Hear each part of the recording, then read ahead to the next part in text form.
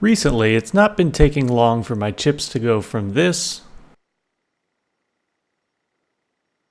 to this. To try and help my meals last longer, I decided to try mist coolant for less than $50. I start out with a trip to the hardware store for some tubing and fittings.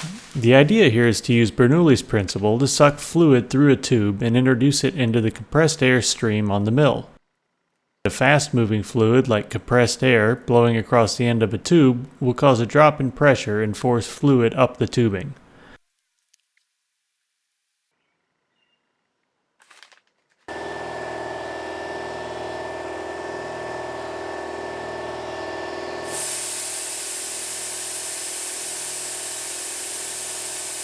Okay, that didn't work. The idea is right, there just isn't enough of a pressure differential, I guess, having the tube ends butted up against each other. I'll have to do some modification.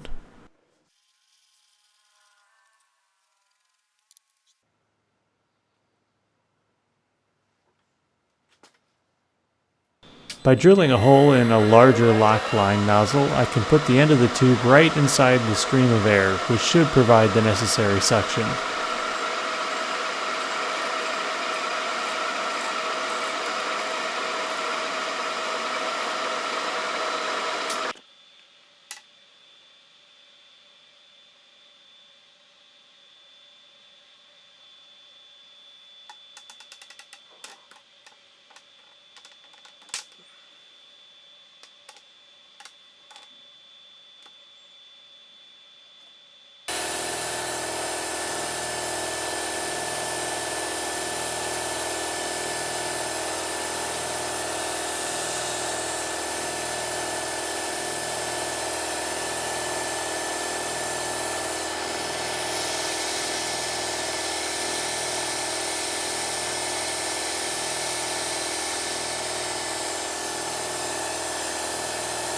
Well, it worked, until it didn't anymore.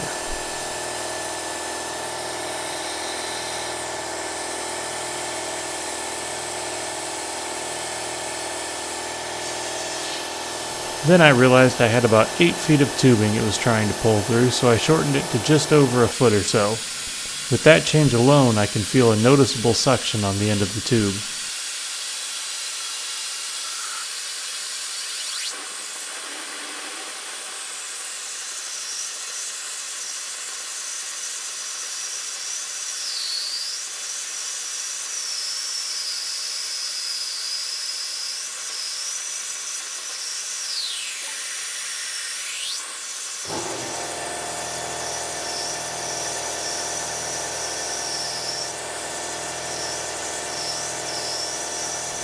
It seems to work great at first, but I think that at a certain point the weight of the water is too much for it.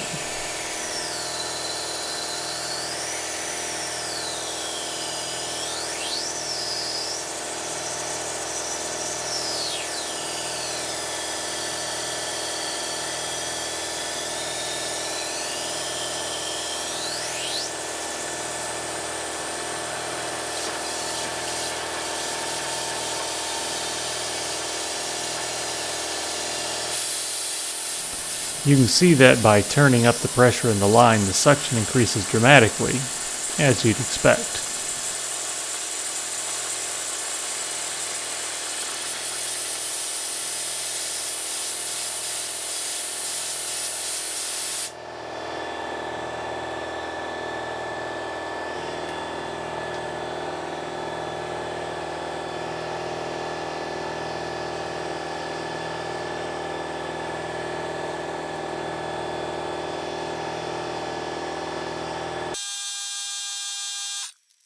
I want to see if adding a needle valve can help control the volume of fluid being injected into the airstream.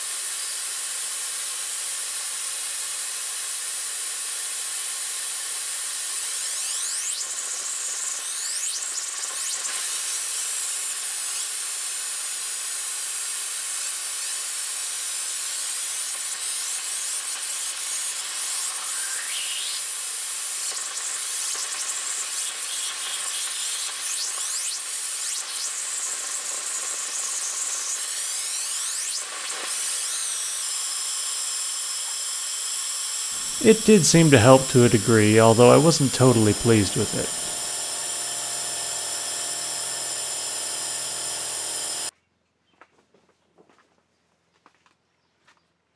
Of course, I wasn't going to be using water, so it was time to see if it would even work with the thicker mineral oil I was planning on using as a lubricant and coolant.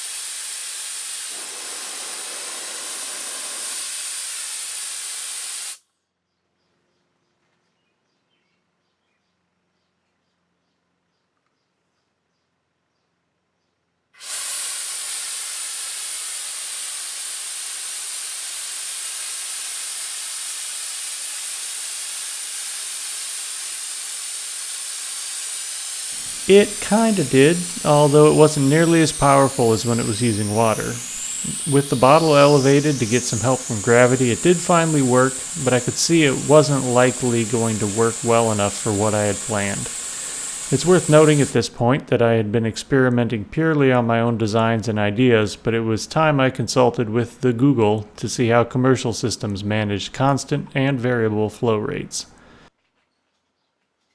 Of course, it all seems so simple. Pressurize the fluid and then regulate it with a valve. One more trip to the store for some supplies.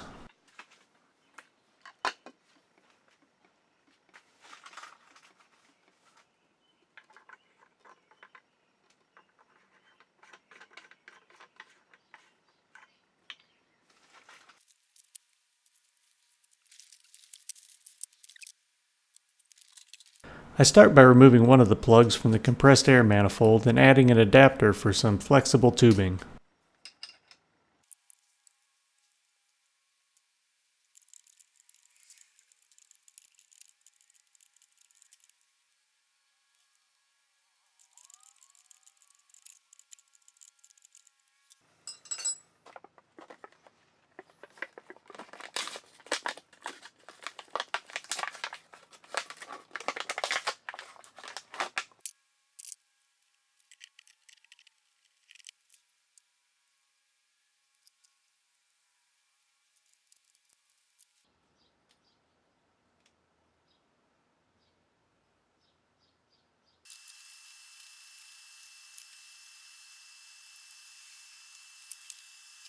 I can then mill a hole in one of those PVC plugs to attach the air regulator, which will control the pressure to the fluid.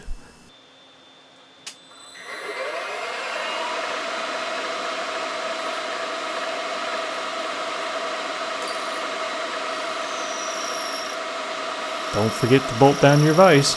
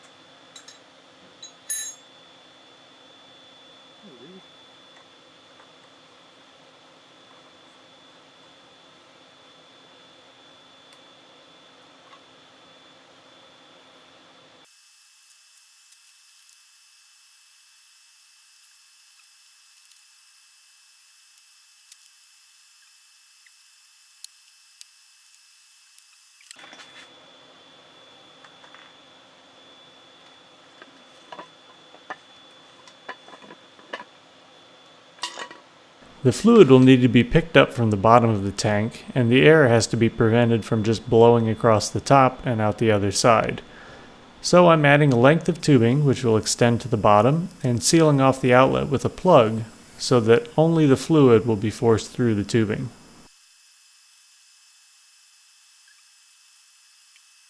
I need to make a hole in the cap to let the fluid out, but to keep the air inside.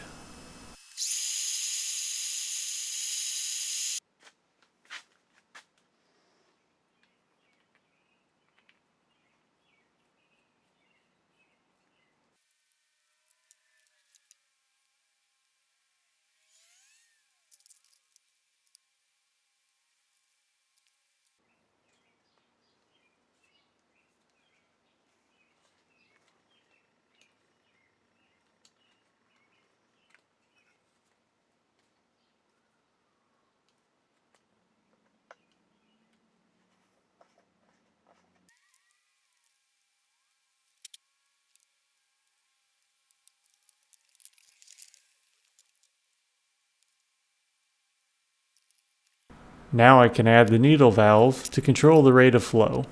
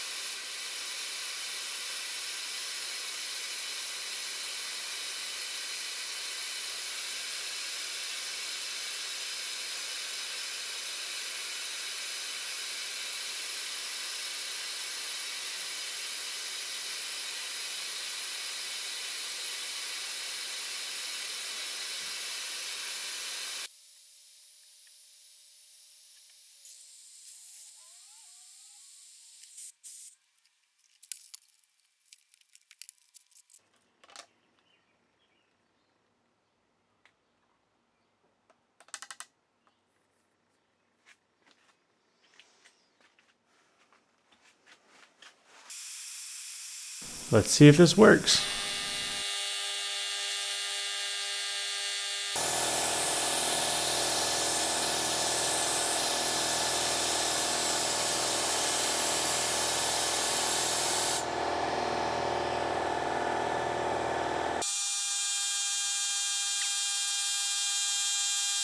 Well, it works, but it's more of a fog than large droplets.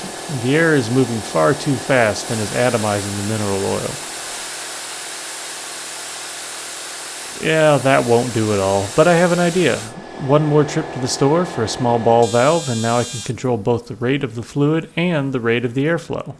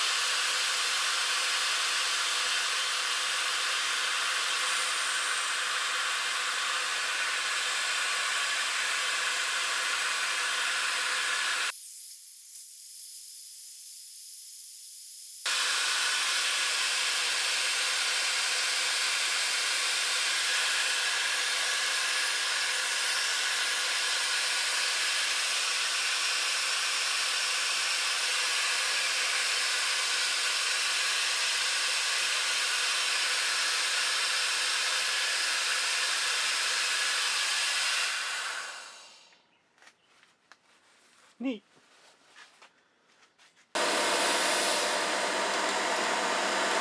All that's left now is a real-life test.